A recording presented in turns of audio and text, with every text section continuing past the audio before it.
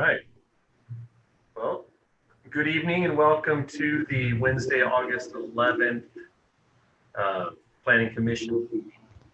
Go ahead and call this meeting to order, and we're going to start off with a pledge of allegiance. Everybody can place their hand on their heart. Ready? Begin. I pledge allegiance to the flag of the United States of America and to the republic for which it stands, one nation, under God, indivisible, with liberty and justice for all.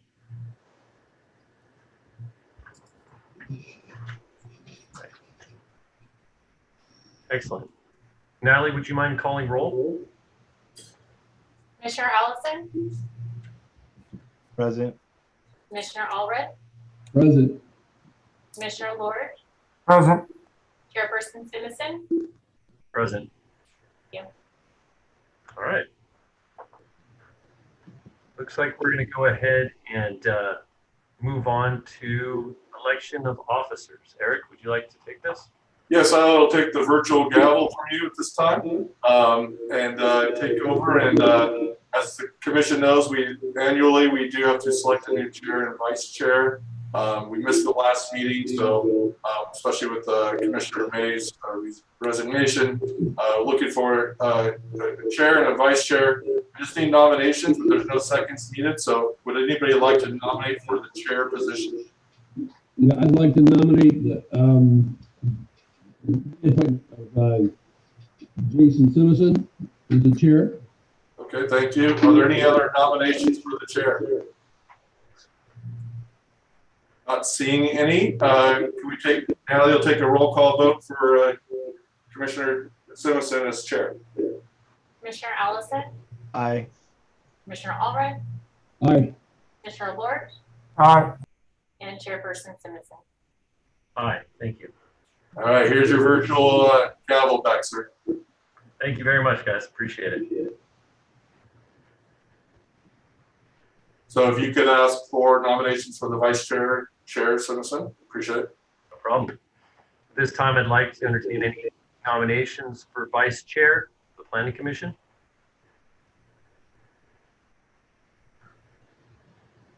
All right, then I'd like to nominate Commissioner Allred if he is interested. I am interested. I would accept that nomination. Any other nominations? Okay, it looks like we could go to a roll call. Commissioner Allison? Aye. Commissioner Allred? Aye. Commissioner Lord? Aye. And Chairperson Simonson. Aye. All right, thank you, and congratulations to both of you. Thank you very much. I'd just like to say that we have Jason leading us again from the chair's position. I may have to withdraw my vote until we get better audio for Commissioner. Hopefully we're almost back to getting out of this audio virtual world, right? So hopefully. I'm just kidding. Okay, we're going to move on to public comment. But before I do, I just want to go ahead and remind everybody watching this webinar that public comments can be sent to planning@cityoflaverne.org. That's planning@cityoflaverne.org. And also just to clarify, to expand, if they wish to speak at tonight's meeting, they'll need to email their phone number in to planning@cityoflaverne.org, and we will call them on the phone so they can participate that way live. Thank you, Eric. We're going to open up to public comment section here, but this is the time set aside for anyone wishing to address the Planning Commission on items not listed in any other place on this agenda. California law does not allow the Planning Commission to take action in response to your statements during this, but your concerns may be referred to staff or set for a hearing at a later date. If you don't mind, I'd like to take 30 seconds or so to see if anything comes up.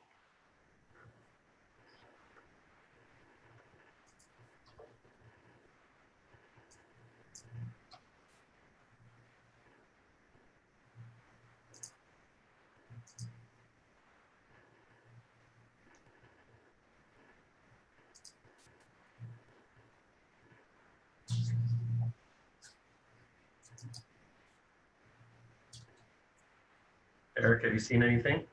Nothing received.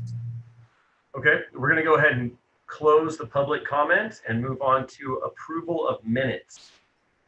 Any of the commission wish to make any comments before we move forward with approval of the minutes?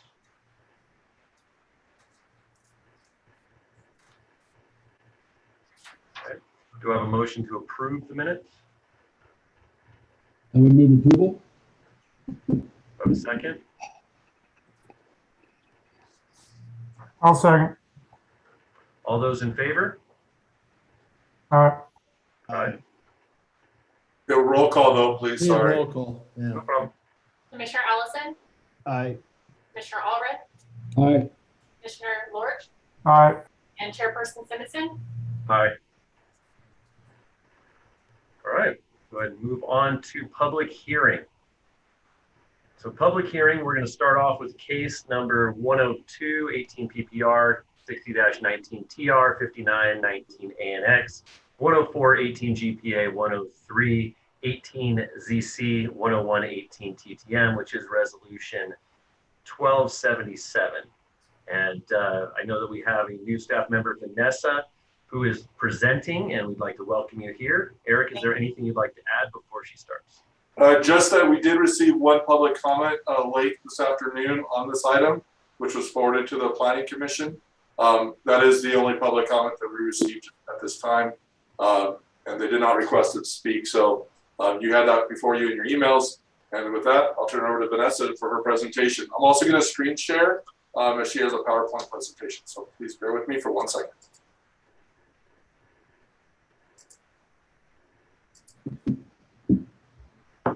Hopefully everybody can see my screen. Yes.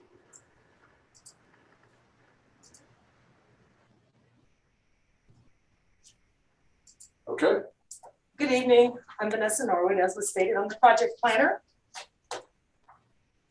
This rectangularly shaped 19.44 acre site is located on the north side of Baseline Road within the Laverne sphere of influence in unincorporated Los Angeles County. The project is bounded by single-family residences to the west and south across Baseline Road, undeveloped hillside to the north, and a single-family residence to the east across Broken Spur.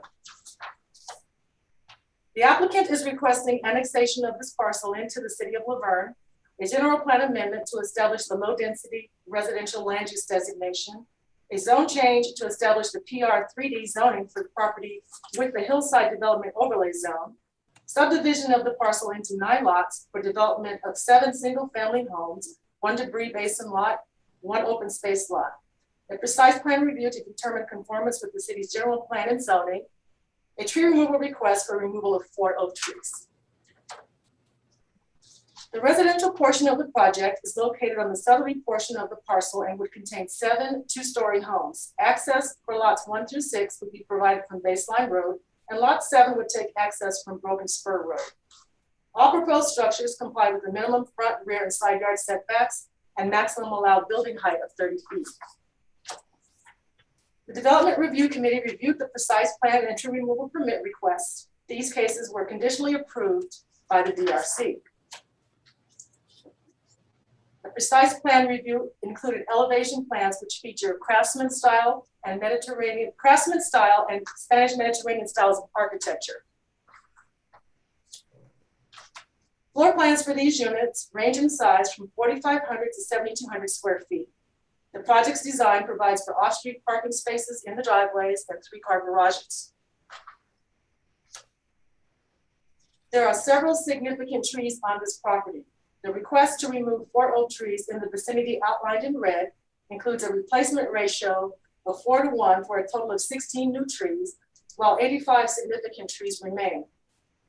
The trees proposed for removal are in a location where they cannot be preserved because they're within or near the proposed maintenance road. The DRC conditionally approved the tree removal request, subject to approval of all related applications. Discussions pertaining to this project and the proposed annexation have been ongoing with LAFCO since 2018. During these discussions, the city was asked to include the residential area south of Baseline Road in the annexation request. A public workshop was held in January 2020 to determine if property owners on Smoke Tree and Riolitos Drives would be interested in annexation into the city of Laverne as a component of this project. 18 residents attended the workshop and no one expressed interest in annexation. A second workshop was conducted in February of 2020 to explain the current project and next steps for processing this project. 11 residents attended and no significant concerns were raised at this workshop. Annexation includes a total of 19.44 acres of unincorporated Los Angeles County land into the city of Laverne. The site is located within the city's sphere of influence, which designates this area as hillside residential. Because the proposed project requires the city of Laverne utilities, sewer, and water, the site is proposed to be annexed into Laverne's corporate boundaries. Only the southern 5.59 acre portion of this site will be developed with homes, and the formal annexation process would officially begin with LAFCO once the project is approved by the city council. Because the property is within the Laverne sphere of influence, it has an existing Laverne general plan designation of hillside residential, which allows up to 2 units per acre. The proposed general plan designation for this parcel is low density residential up to 5 units per acre, which is consistent with City of Laverne properties to the west. The property currently has a Los Angeles zoning designation of light agriculture, 15,000 square foot minimum lot size. The proposed zoning is planned residential, 3 detached dwelling units per acre with the hillside development overlay zone. The project's density complies with the PR3D zone and the proposed general plan and land use designation. This zoning is consistent with the adjacent and nearby properties within the city limits, which are shown in yellow on the slide. The PR3D zone implements the proposed low-density residential general plan designation discussed in the previous slide and establishes standards for an orderly and harmonious development of planned residential units. The hillside development overlay zone provides supplemental standards for development of city hillside areas. These standards relate to fire protection, as well as siting and circulation, among other requirements detailed in the staff report. The proposed project is consistent with the hillside development overlay zone in that consideration has been given to all aspects of potential impacts and project mitigations are implemented in order to conform with these and other required standards. The vesting tentative tract map would allow 5.5 acres of the 19.5 acre parcel to be subdivided into 7 residential lots. A 2.66 acre debris basin lot, and the 9th lot comprised of 10.75 acres would be dedicated to open space. I'll just mention that this drawing here doesn't show the full extent of the site. It does go further up north quite a bit for that 10 acres of open space property. Correct. 6 of the residential lots range in size from 10,079 square feet to 37,408 square feet. And a 36-foot wide public street is proposed to access the homes from Baseline Road. Lot 7 is 152,000 square feet and has a private driveway access from Broken Spur Road. An existing and improved maintenance road is proposed in order to access the debris basin, which would be owned and maintained by Los Angeles County.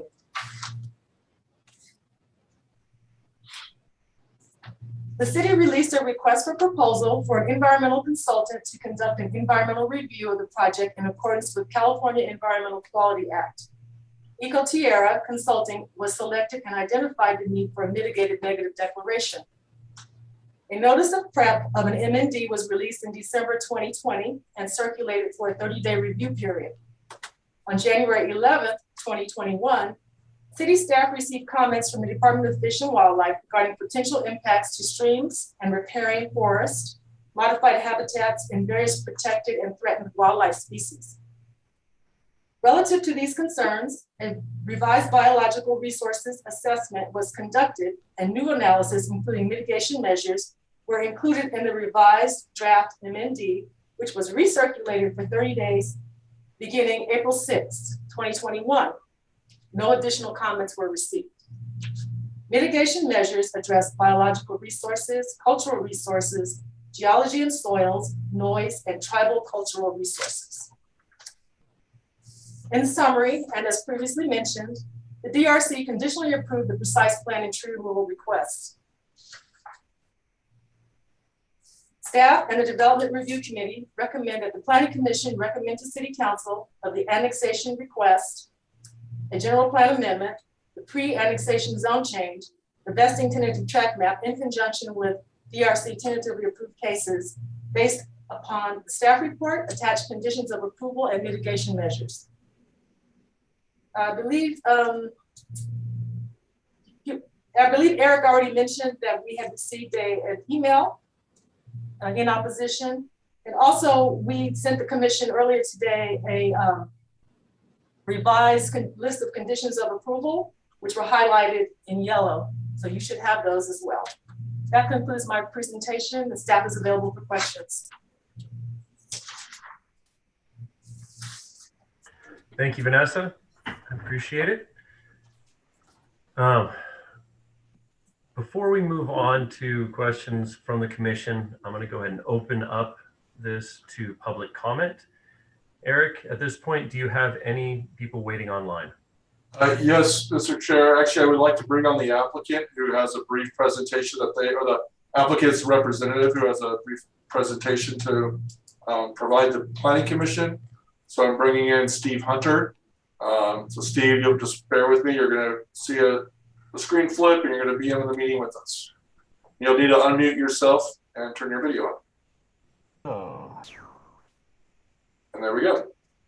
Good evening, commissioners. Again, my name is Steve Hunter with Land Design Consultants, and we are the applicants, consulting engineers on the project, and we'd like to make a little presentation to you. Also, would like to thank staff for their presentation. Steve, would you like to start with the video or the PDF? Let's start with the PDF, and then we'll finish with the drone aerial. Okay. Everybody could see this. This is Exhibit 1, which is a little bit more detail of the tentative track map than you were able to see before. To give the commission a little history on the project, we know going back to at least 1945, the portion of the site that we're developing was part of a much larger citrus farm. That we know the property directly to the west of us was part of a citrus farm going back to 1928. So that's why when you look at the various aerials, you'll get the impression of how did this area remain in the condition that it was in.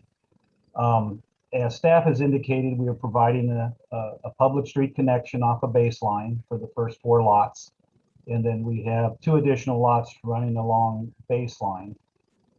If you look at the debris basin, we've kind of tried to hide the debris basin amongst all the trees. We will be impacting 4 oak trees, as staff had indicated, basically in the middle of the debris basin. There was no way to avoid those trees. The debris basin needed to be pushed up into the canyons. The debris basin is designed to handle about 6,700 cubic yards of debris flow. The debris basin is designed to county standards with the intent to be maintained by the county as part of an MTD transfer of the basin and the rest of the storm drain. If staff did indicate, we are proposing 10.75 acres to the north. All the development that you can see on the site plan is contained in roughly 28% of the site. And I think if we move on to the next exhibit, this exhibit shows the entire 20-acre parcel and where the massing is of the significant trees. As the commission could see, we did what we could to wrap the debris basin around the bulk of the oak trees. And again, this represents about 76% of the site left in open space. If we can move to the next exhibit. This is a 1965 historical aerial. You can see the area where we're developing is stayed in this condition, and most of the time there is still some citrus trees located in the middle of the upper left part of the site. We do know going back to 45, this whole area that we see as being graded was part of the citrus farm. We'll jump to the next one, which is what you can see in 1980 when the adjacent tract was still under construction. The homes were built, Rodeo Lane was under construction. You can see that the same area that we're developing is the same area that was part of the original citrus farm. There was an old structure on the property back in 1945. If we can move to the next aerial, this is jumping to today. You can kind of see the same developed area that we're developing the subdivision. As staff has indicated, there's sewer and water right there stubbed out at Rodeo Lane that would be extended to our new street to provide sewer and water for the 7 new residents. We go to the next exhibit.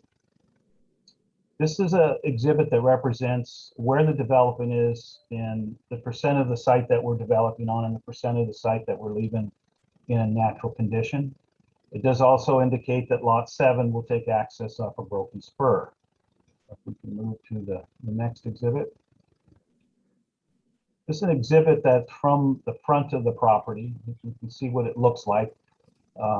All the natural trees are being, for the most part, left in place. Some of the other more invasive type of the trees or some of the other type of trees are the ones that are being removed.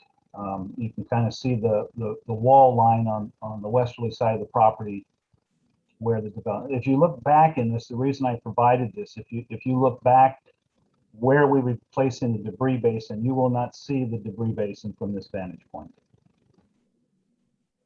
And I think the next exhibit would be just a little over a minute drone aerial so you can get an aerial view of the site.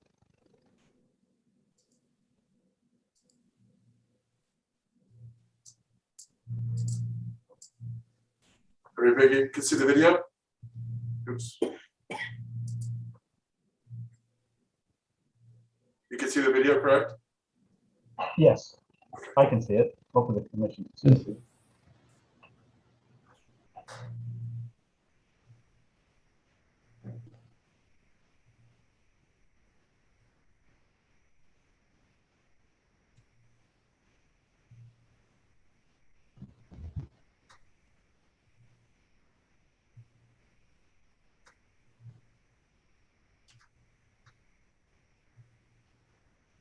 You can see here Broken Spur Road where the lot 7 would be connecting to. There's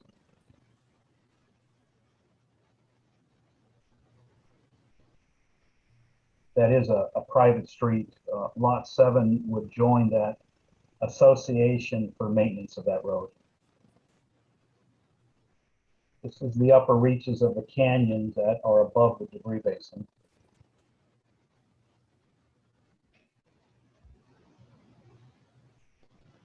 Then you've got the existing Rodeo Lane residence on the upper right side of the screen.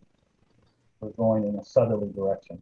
This is the open space area that we're part of the 10.75 acres.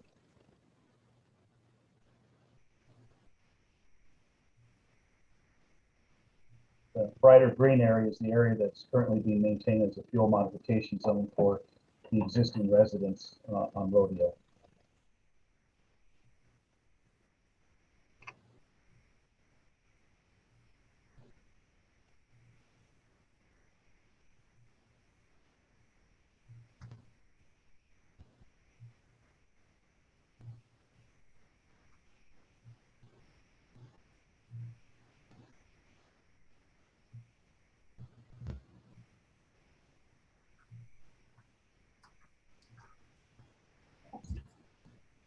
And if the commission has any questions, I would be happy to try to answer any questions. We think this is a very nice project for the area. Many years in processing it, and I think it will be a definite benefit to the local community. As well, I am a local resident of Laverne, so I think this would be a good project, a good development for the site, and the preservation of about 76% of it. All right, Steve, thank you for the presentation. Thank you. Eric, thank you for navigating us through the drone footage. I just have a couple questions since he asked if we had questions. Can you hear me? Can you hear me okay? Yes. Kind of muffled a little bit. Okay. Just a question about lots 5 and 6. Are they facing baseline or are they facing the interior of the project? They are facing the interior of the project and they take access from the interior street. So their backyard setback would terminate at near baseline there then. Well, the side yard of the structures would be, the minimum lot size of lot 5 is 10,000 and lot 8 is a little over 13,000 square feet. But But the lot 6. facing the interior of the project. Yes, the homes are facing the interior of the project. Okay. Now the lot 7 is the elevation significantly higher than the other elevations of the other 6 lots? It is at a higher elevation. It is sitting up on the little part of the hill. Yeah. It is about 30 feet lower than the adjacent home to the east of the site, which that home site is at a higher elevation than this home site. Okay. Thank you. All right, so we're going to go ahead and open it up before we take any more questions from the commission. We're going to open up for any public comment. Eric, do you have anybody standing by? Not yet, but those that are participating via Zoom, please raise your hand if you'd like to be brought in for the public comment period of this meeting. Again, if you wish to participate via the phone, you'll need to email your phone number into planning@cityoflaverne.org, and then we can call you on the phone. So far, I have not received any requests to speak through email, and nobody has their hand raised at this time. Okay, so I think what we'll do right now then is return over to questions, close the public comment, and return to questions from the commission. Maybe Eric, if any residents want to speak up after that, we might reopen up public comment. Yeah, I will let you know if I receive anything. Wonderful. All right, so I'm going to close the public comment and move on to questions from the commissioners. Let's go ahead and start off with Commissioner Lord. Jason, do you have any questions? I don't have any questions at this time. Okay. Commissioner Allison, do you have any questions? Yeah. So first, I recognize that the project has a potentially significant adverse impact on tribal cultural resources. I'm wondering what efforts were made to contact the tribes outside of those. And I understand we have one, and one has approved the mitigation measures, but what other communication do we have with those other tribes to say that we are confident that they received public notice and due process? So we did send it out to the larger tribe system, which does go to the smaller tribes they distribute. And that's the process. We do have our environmental consultant on the line as well. Curtis, if you can add anything to this, please raise your hand and I'll bring you to the meeting. I'm not sure that Curtis has more information, but we do reach out to them as we do with every other project that we're required to do. And so that's where we got the feedback on that for the environmental study. Okay. My other question is an environmental one. I mean, I try and give all things that come before me in this regard due consideration. This is an 1,100 or so page packet that I went through about as much as I can. So trying to hold my standards or obligations under the municipal code, I'm concerned about the environmental impact. And in our municipal code, we as the Planning Commission are directed to make decisions that are consistent with the general plan. And part of that is shielding hillside development from practices such as mansionization. And so I'm wondering if that is something that was taken into consideration first, considering that those lot sizes are considerably larger than those to the south. And then second, there are some special category plants and animals that are being displaced as a result of, I believe, 7 housing units being built. I'm wondering what balancing measures were used to consider the environmental impact of those displays with regard to the amount of housing space we're actually going to gain in this project? Curtis, I brought the environmental consultant onto the room. Curtis, if you wouldn't mind unmuting yourself and attempt to answer Commissioner Allison's questions regarding the environmental study. Can you hear me? Yes. Okay, hi. I guess in respect to the bio, there was a bio study done. And as Vanessa had mentioned previously, that the study along with the initial study was circulated for 30 days, and the Cal Fish and Game provided a very detailed comment letter on the bio study. I'm not a biologist, so we generally just take what's been provided by the experts, such as the biologists that were prepared the study, and we summarize their reports into the overall study that we have. And one of the concerns that the Cal Fish and Game had was that the applicant provide more detailed studies on special plant species and special animal species, such as the required for bat surveys, focused bat surveys, and bumblebees, the crotch bumblebee survey. Those are like detailed surveys that they were asking for that would have to occur during special times of the year that those species are present on the site. So therefore, then the surveys would determine whether or not they're present on the site, and then they would provide specific mitigation measures to protect those species from any kind of impacts of the project. The site, though, is really being developed in the area of that of the overall development area of the site, I should say, is being proposed in an area that's already been previously utilized by human interaction.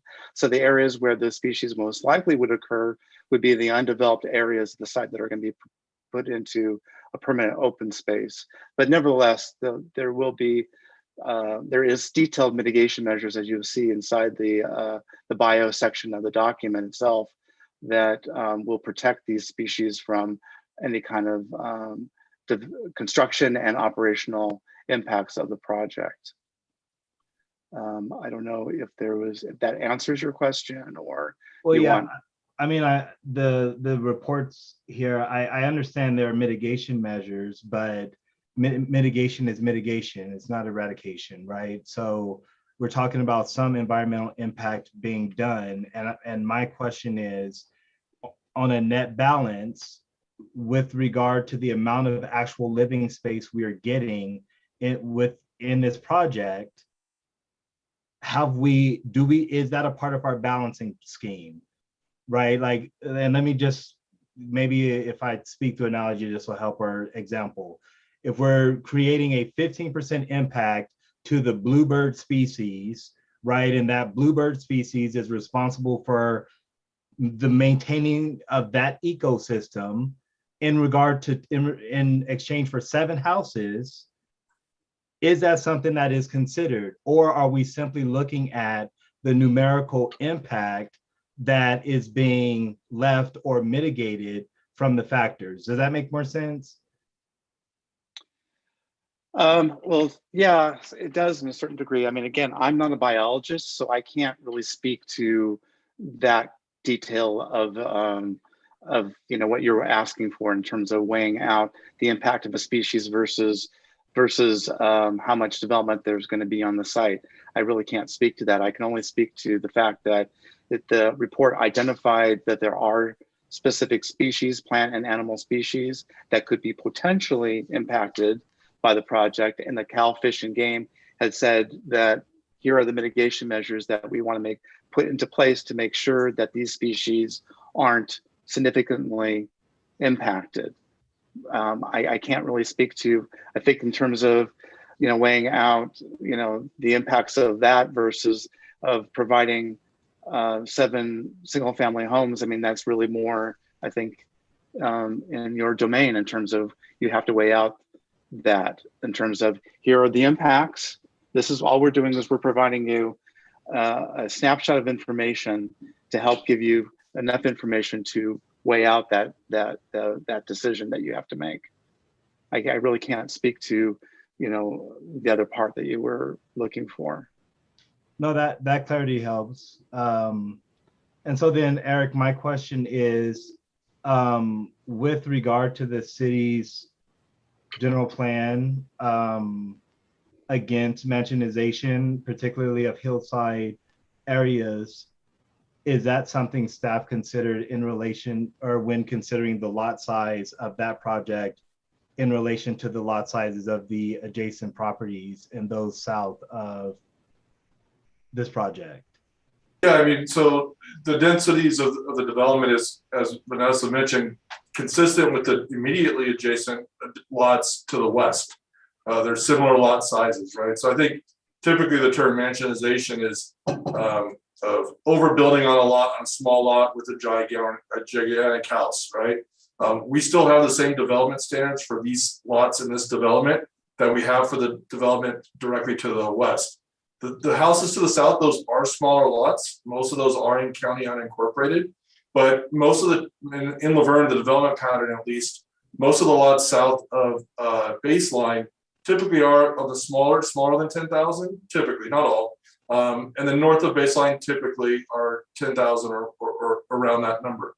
So it is consistent with what's immediately adjacent on the north side here in Laverne.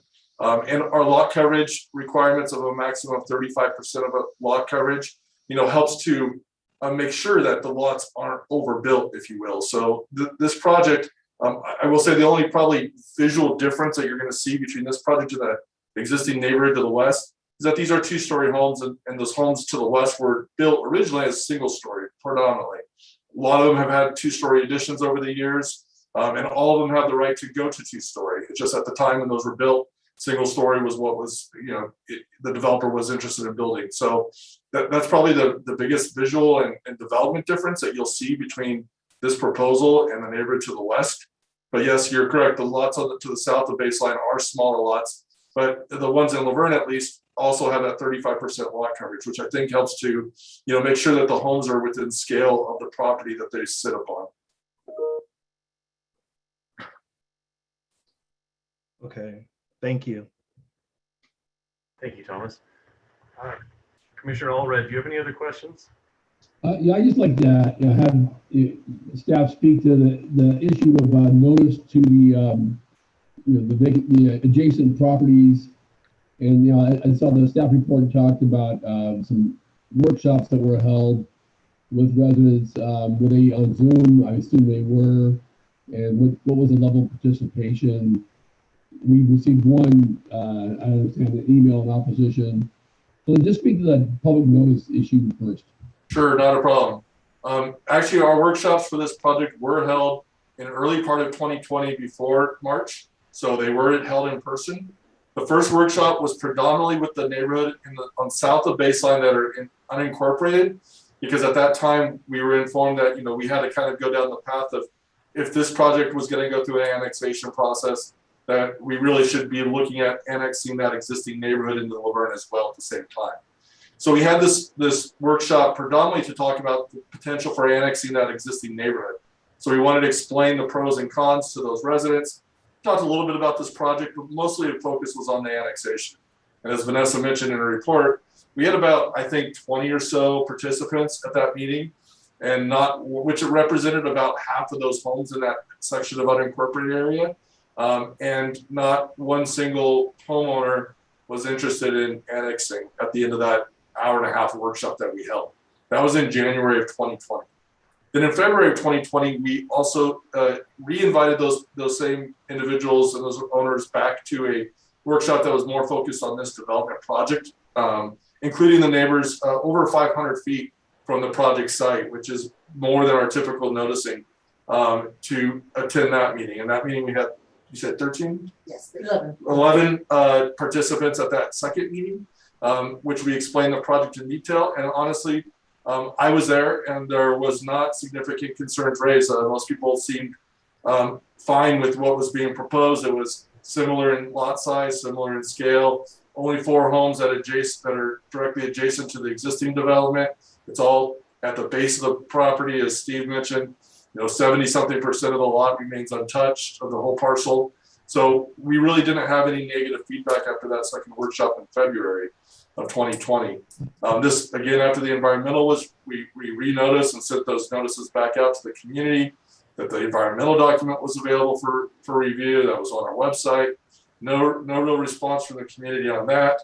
Notice of today's public hearing was sent out, notice of the paper on our website. And again, the only communication that we received to date was the one email we had. Natalie said that there was a gentleman that happened to come into City Hall right before we closed today, thinking that the meeting was in person. He expressed that he was supportive of the project. That's all I know. So besides those two contacts really today, there hasn't been any, since the February 2020 workshop, there hasn't been any opposition or other support for the project. Okay, the one email in opposition resulted in additional conditions of approval, which are all basically fire mitigation or fuel modification related. So is that correct? Yeah, mostly, and just apologies. That was a memo.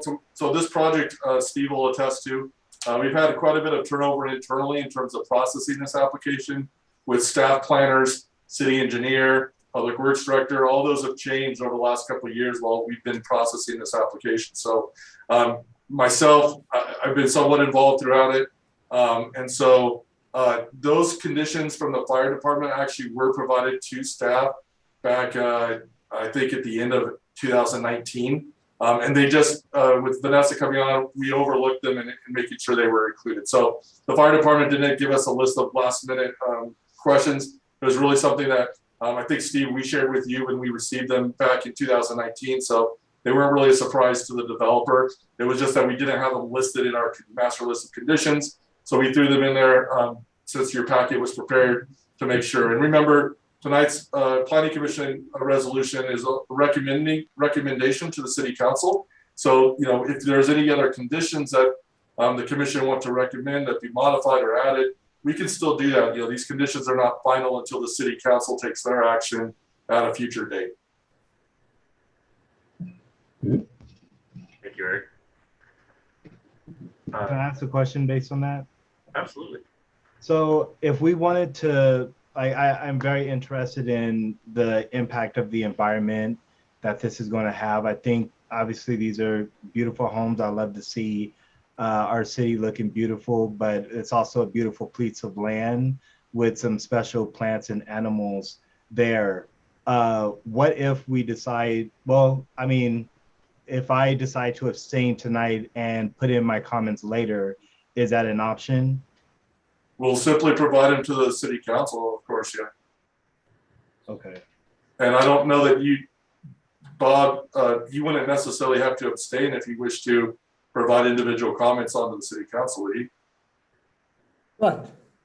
I mean, you can vote yay or nay on the resolution recommending these actions to the City Council, and then you can provide whatever additional comments that you come up with between now and when the council takes it up. But if I don't want to take a position tonight, then an abstention would be the appropriate action, correct? That is an option for you, yes. I might be able to address some of Commissioner Ellison's concerns if I'm allowed to respond. Please. Sure. When any development occurs in the foothills or at the base of the foothills, the type of mitigation conditions that we have to deal with are typical on any site like this. So we try to develop in the portion of the site that has the minimum amount of environmental impact. Most of the impact from this project does not occur from the grading within the site. Most of that is contained within the already disturbed area. Most of the impact comes from the fuel modification requirements that are required in the foothills, a 200-foot zone. What we try to do, and what Fish and Game tries to do with the mitigation, is to try to end up with what we can, as close as we can, to no net loss. In other words, if we're impacting 1.5 acres of a certain type of habitat, and that habitat is low quality habitat, we will provide Fish and Game with restoration of that low quality habitat to increase it. And that's very, very costly to do.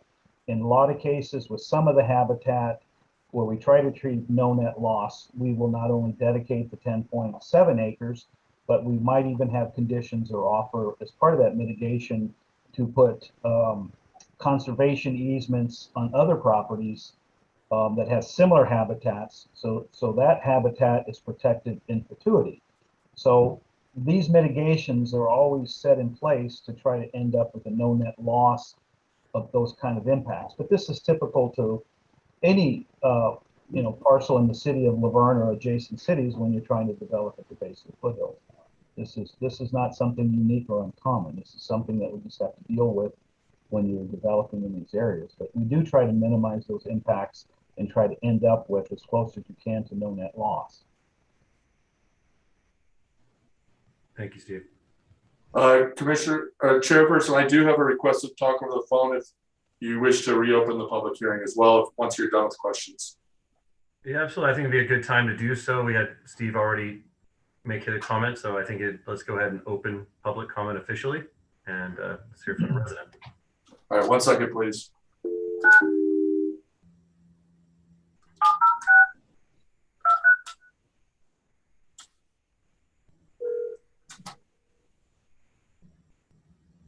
Hello, Hi, is this Bill?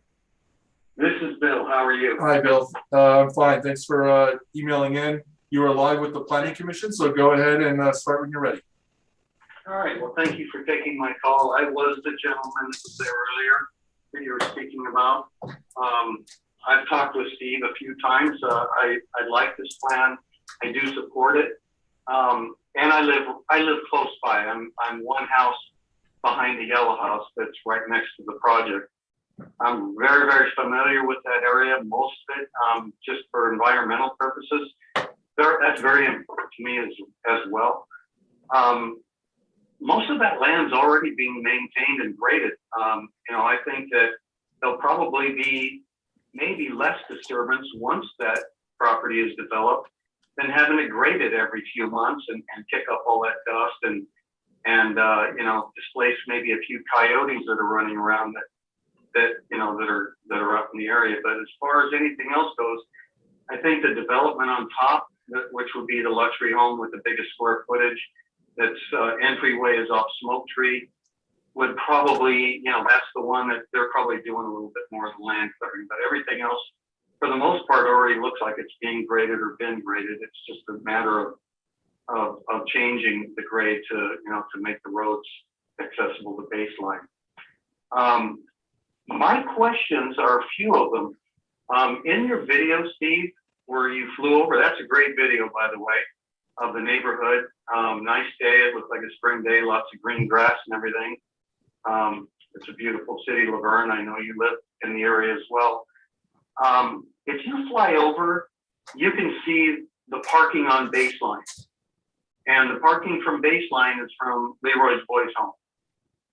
That's going to be a big concern. So I know that meeting that we had, what was it, a year or so ago, Steve? The one where the one we were talking about your plan, where you kind of went over everything. Candace Pocock was there, and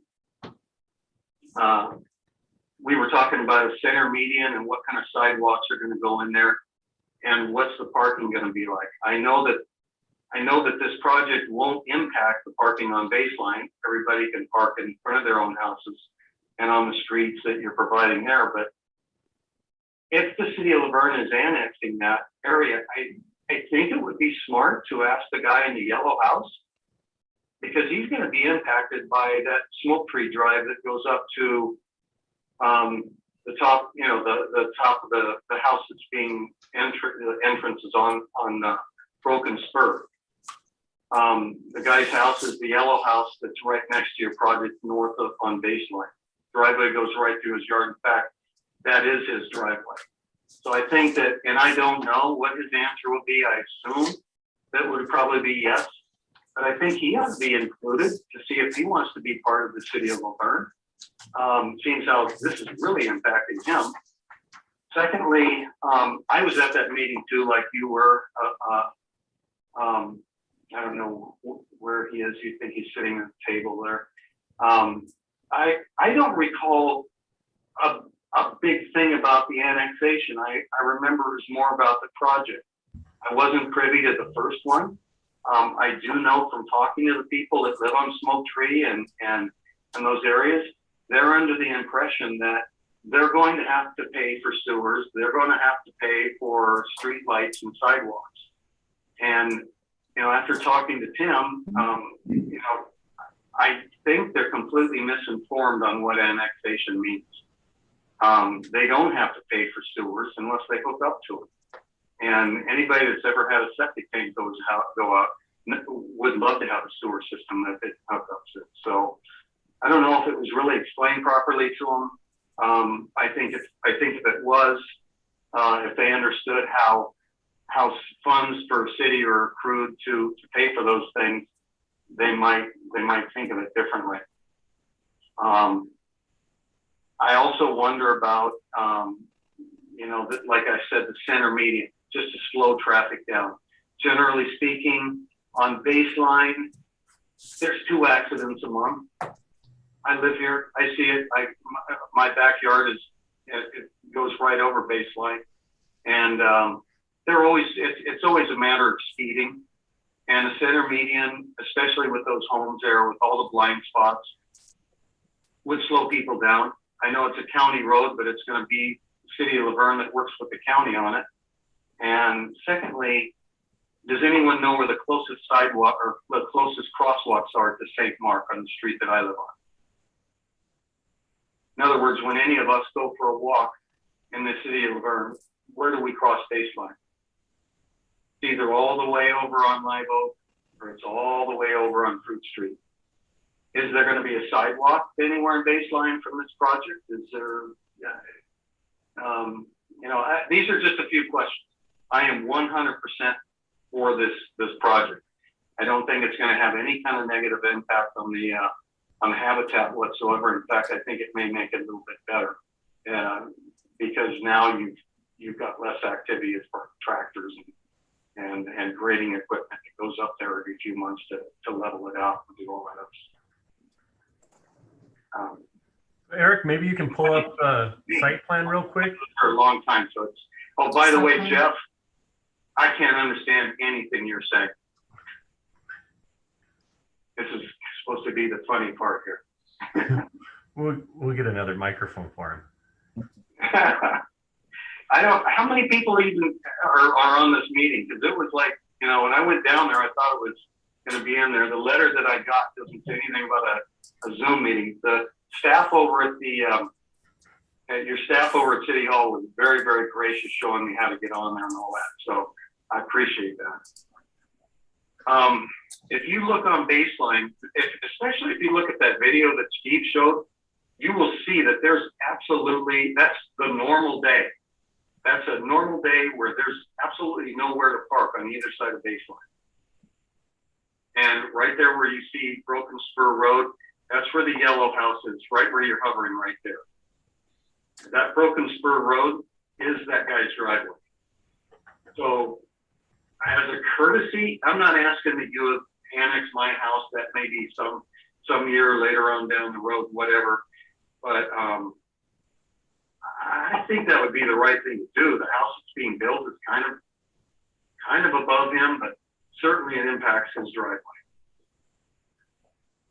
Okay, thank you. One property. Are those the extent of your comments, Bill?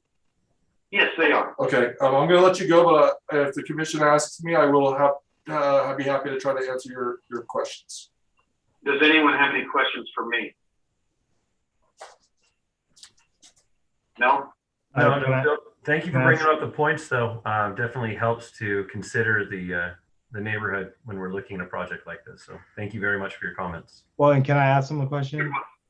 You're welcome, Jason. What was that, Thomas? Did you have something?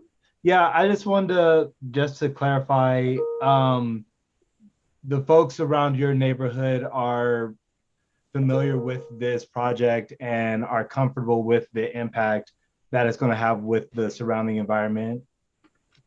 They are. We're completely comfortable with it. And just to give you an idea, the properties up here are not, you know, they're more in lines with the ones that you're building here. Most of our properties are are, 16 to 18,000 square feet of land. So we're not, we're not intimidated by bigger lots being to the west of us. That's not a problem. But we are very concerned with the habitat like you are, and we don't want, we don't want it to turn into kind of a dead zone or something that's, that's not eco-friendly. But all of us to a property owner on St. Mark and in that yellow house, we're all 100% in favor of this project, as long as that center median is being considered, as long as, and Steve and I have already talked about the houses with that are on baseline, what direction that they're facing. It's not going to be a gated community, so we'll have access to it. What kind of sidewalk is going to be put alongside there? That kind of stuff. He's put my mind at ease at what they're doing there, and I like the project, and so does everyone else. Thank you. You're welcome, Thomas. Okay, no, I think that's all for you. So I'm going to say goodbye, but we'll still be, if the commission asks questions. If we don't have any other public comment requests, then I will attempt to answer them. All right, well, thank you very much. Thank you. That was a nice meeting. Thanks. Right. Appreciate it, Bill. Thank you, Bill. Hey, Eric, would you mind zooming in if possible at the intersection of Baseline and the new cul-de-sac extension? Or is that possible in this presentation? Hold on one sec.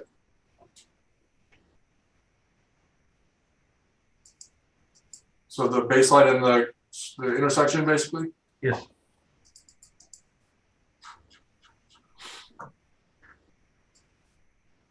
So there is, so if the question about the sidewalk, there will be a full sidewalk along Baseline Road within the boundaries of this project site.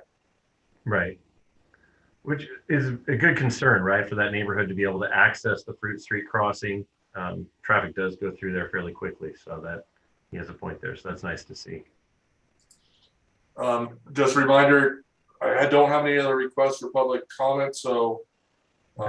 We'll go ahead and close the public comment again then and open it back up for any final questions from the commission. Let's see, Jason, do you have anything you'd like to ask? Yeah, no, I mean, I think everybody's echoed kind of my concerns. Preserving the habitat, and the environment is a very important. I do think this project is going to be good for the city, though. Thank you, Jason. Jeff, do you have anything you'd like to add? No. I think you're muted if you're talking, Jeff.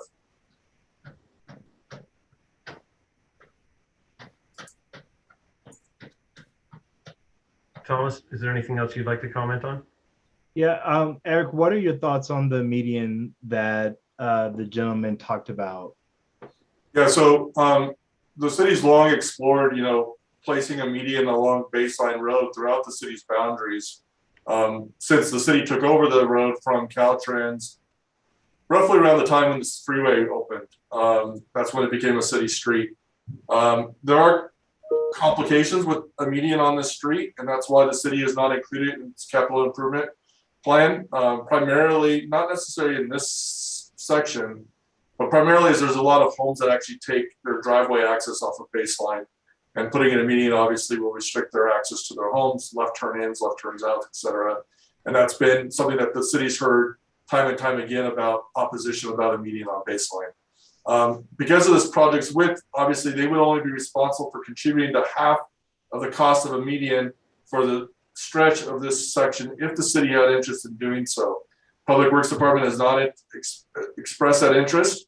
You'll also know that if there was a median, most of it would only be a simple curb with probably concrete or rock, as there would have to be left turn lanes, left turn pockets, excuse me, to make a left onto the new street for eastbound traffic and a left onto Smoke Tree from the westbound traffic, to where you wouldn't have a full landscape median through most of this, even if there were plans to move forward. So a median contribution or construction is not a condition of approval for this project at this time. And that's primarily based on feedback from the Public Works Department and city engineer. I know the city engineer is available on the call too, if there's further explanation needed on that topic, but I think I basically answered it. Yeah, I'm satisfied. Thank you. Okay. Jeff, I know you were on mute last time before Thomas posed his question. Do you have anything you'd like to I add? just have a comment that I appreciate the PR3D zoning designation and the low density general plan amendment designations. I think they're appropriate and will be a welcome development for the community.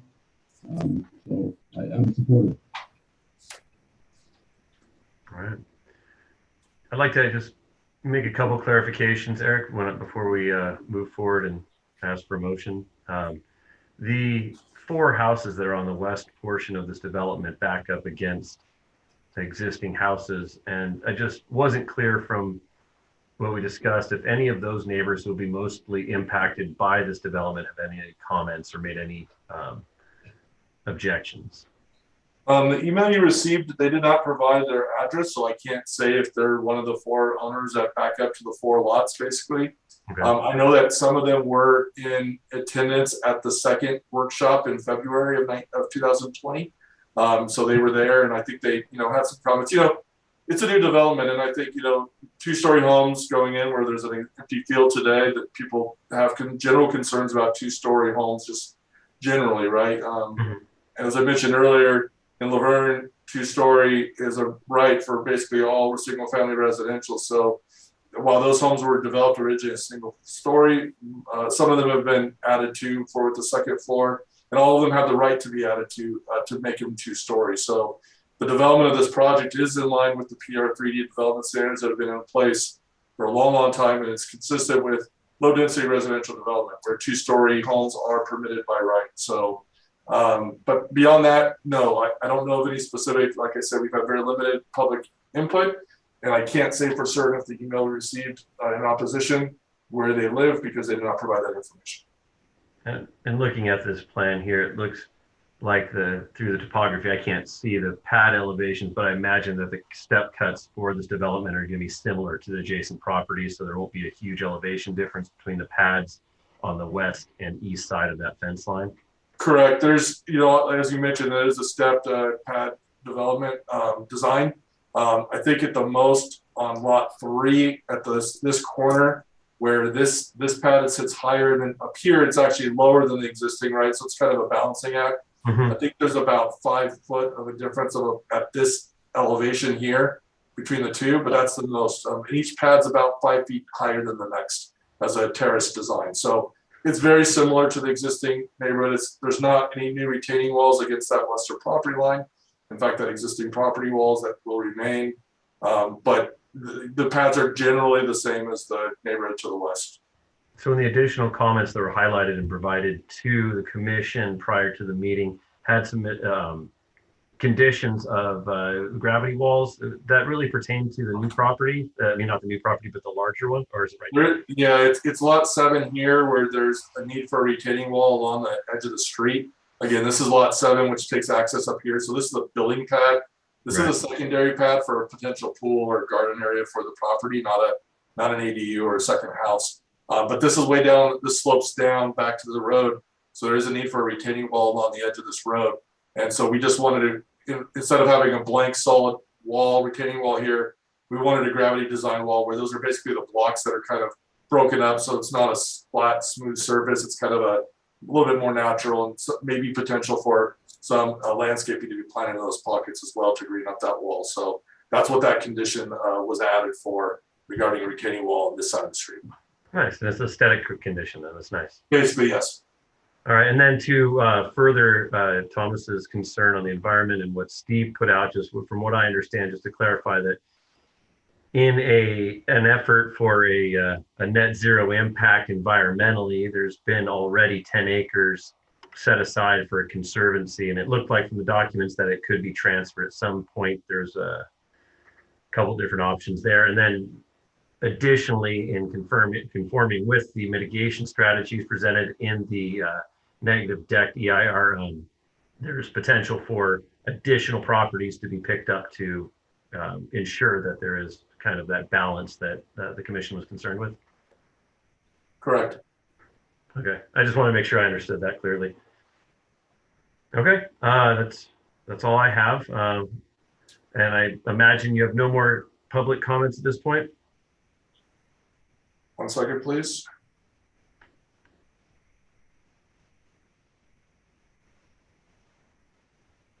No. Okay, you know what, I do have one more question. How common is an annexation in the city of Laverne? So I've worked at the city for 22 years and I haven't processed one. I said this at the Development Review Committee. I think it's been over 30 years since our last annexation. So even our city engineer, public works director, we haven't really had that experience. You know, we do have hillsides, but most of the areas near our corporate boundaries are really not. These are they're properties that haven't been developed for a reason because they're somewhat difficult. But luckily, Steve, the applicant's representative, as an engineer, has done through the annexation process in other jurisdictions. And he's also, as you mentioned, a local engineer who's worked on other projects in Laverne too. So we have a good relationship with Steve, and he's helped us to navigate the annexation process. So this goes on to city council, but after that, then we have a whole separate process with LAFCO for the actual annexation. So we've got to get the environmental document approved, and then we can make the official application to LAFCO. But we've been in talks with them as well. So it is a new experience for us for sure, but appreciate Steve's assistance along the way. All right, so our just last thing is our aim tonight is to either approve or not approve, but recommend to council that this project does seem to conform with the requirements of the general plan and seems like a good development, or express our conditions that maybe it doesn't. So if at this point I'd like to open up and see if there is any motions from the commission.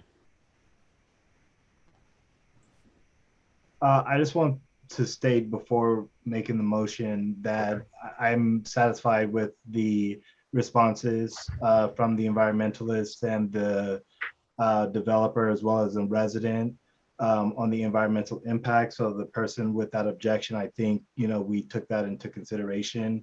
That being said, I do think it's consistent with the general plan, and so I'll move that we recommend the project for approval.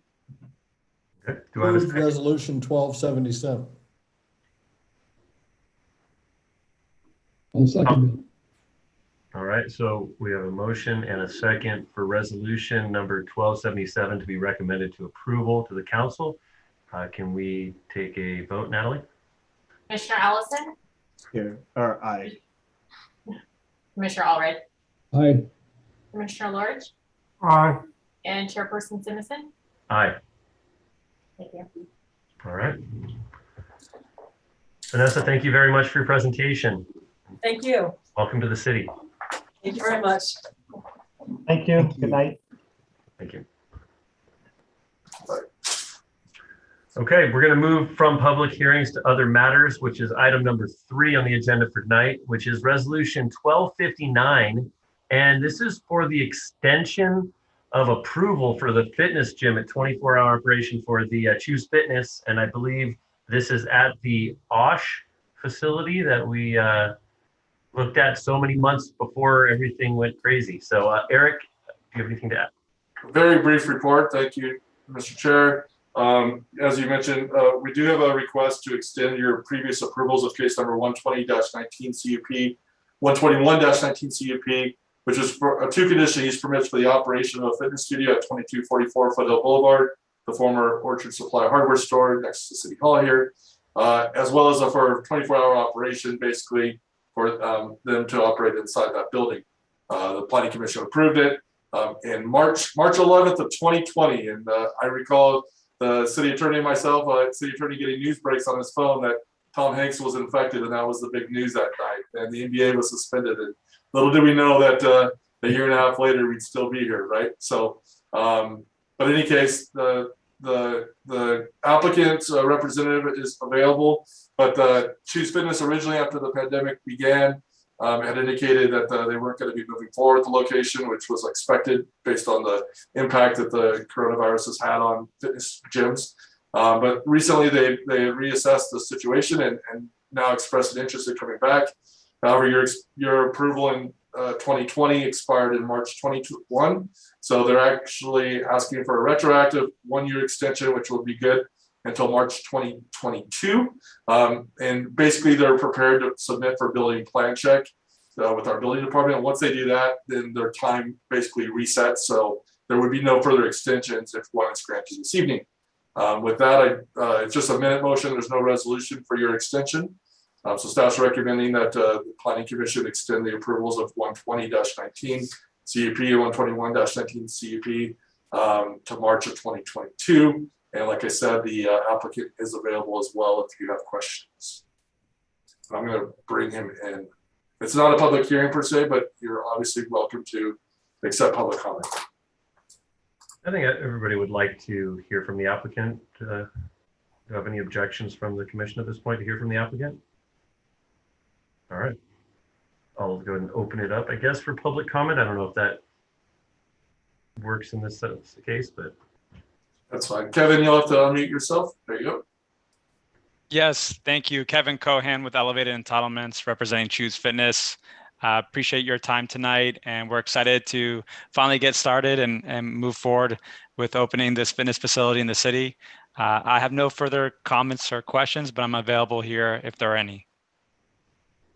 All right, thank you very much. Good to hear from you guys again. Thank you. Any commissioners by raise of hand have any questions or want to make comment? I just have a quick question for Eric. Seeing as in how this is going to be retroactive, and well, if I understood it, there is no renewals after this one, right? Correct. If they didn't take any further action after this evening and didn't submit to the building department for plan check before March 11, 2022, then there's no further extensions and they have to go back through the process again if they wish to proceed. Well, and so that being the case, are we able to extend this until August of 2022? No, the municipal code only allows for the initial 1 year and then a subsequent 1 year extension for a total of 2 years from your when you have your public hearing. So March 11, 2022 is the fullest extension of CP, but I don't expect that to be an issue. As I said, I believe the applicant has the drawings ready to submit to the building department for plan check. So I expect them to be doing that really probably anytime. Kevin, you might be able to tell me. Yes. When. No, we appreciate that. We are ready to go tomorrow. So we are excited to move forward. Okay. Well, as somebody who wishes my gym was 24 hours, I salute you and wish you the best. I may end up joining you. Thank you, Mr. Ellison. All right, so Eric, do we take a vote? Do we need a motion or just can Natalie take? You need a minute motion to approve the extension. Okay, then you'd like to make a minute motion? I'll make the minute motion to approve the extension. Okay. Got a second? All right. Natalie, you take vote. Commissioner Ellison, Yes. Commissioner Allred, Aye. Commissioner Lord, and Chairperson Simonson. Aye. Thank you. All right. Well, Kevin, thank you very much. Look forward to bringing some life back to that little corner of Laverne. Thank you all. Appreciate your time. Okay.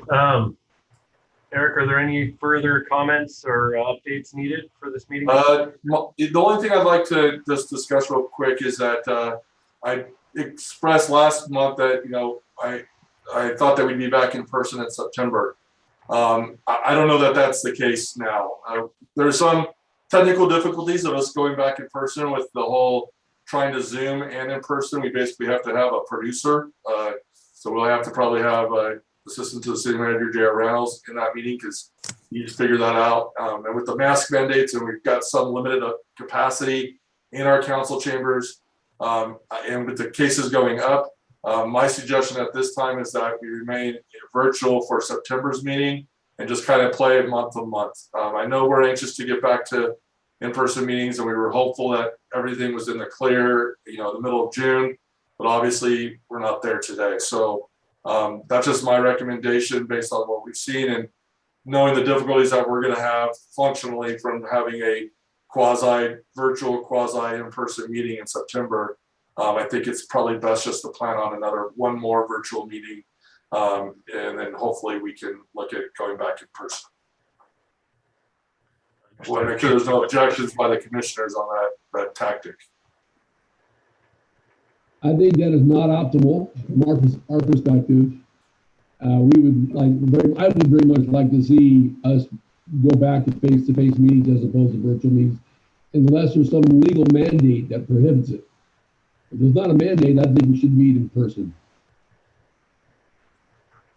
Like I said, there is not a legal mandate that you have to be virtual. You are allowed to be virtual. That's how we've been operating the last year and a half, and I understand the desire to get back.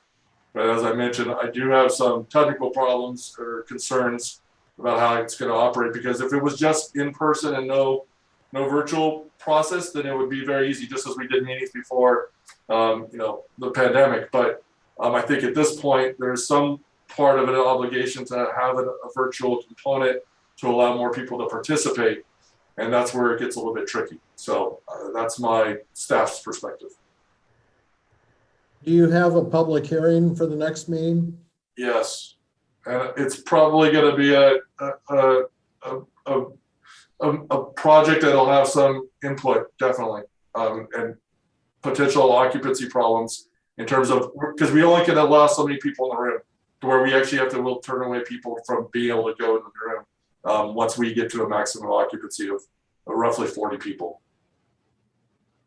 And, staff is challenged because we have to send out notice of these public hearings, and it's either got to say, you can come in person or possibly participate virtually, or as Eric is suggesting, for at least the September meeting, have it be virtual as tonight's meeting was. I got just a question, Eric, does this decision have to be made tonight? Is this something that maybe could be brought to the commission in more of a timely manner?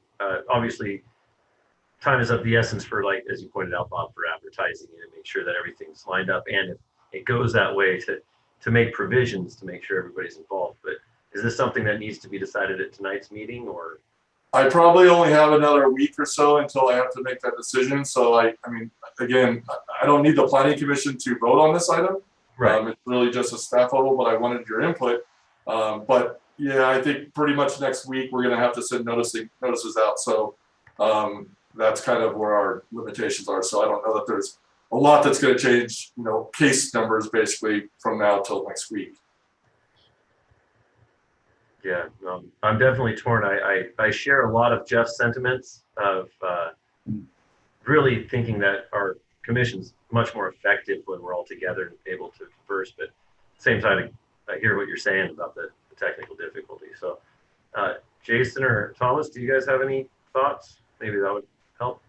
I feel like just listening, we can't meet in person because technically we're not going to be able to really accommodate it. I mean, obviously, as much as we want, we could go get a drink afterwards or something, And my input is I would follow staff's recommendation. I think they're best positioned to let us know the capacity that they have, and I think they are sensitive to the community's sensitivity on this issue and eagerness to get back in person. And I think democracies demand that we get back to in person as quickly as possible. So I would defer to staff and take Jason up on his invitation for a beer afterwards. I'm trying to get you there. I assure you, like I mentioned last time, that was the plan. But just with the upticks and the concerns and the mask mandates and, ensuring that everybody's compliant with the mask mandates while they're in person is going to be a whole nother person's job, basically, that we don't really just have staff to be there. the police department's being stationed at our council meetings to ensure that all the mandates are followed. But I don't know that I'm going to be able to do that for our planning commission. So I have some reservations just in terms of how we can meet in person with the current status of everything. And so I know it's not optimal, but we were able to make the virtual work, at least at this time. I think we figured out the tricks of it, but I also want us to get back in person, because trust me, it's easier if we just have in-person meetings than me producing these type of YouTube videos and Zoom calls, right? So I'm also in favor of getting back in person, but I also need to try to be realistic about what our complications are or challenges. I appreciate you bringing this up. And I appreciate you setting up this virtual meeting on your birthday tonight. I think everybody should say happy birthday and thank you for. I'm going to end the live stream now. Oh yeah. No, we need to sing on live television. I'm okay to do that. I think that's going to be worse for you than it is for me. Should we do it? 1, 2, 3. Happy birthday. Happy birthday to you. Happy birthday to you.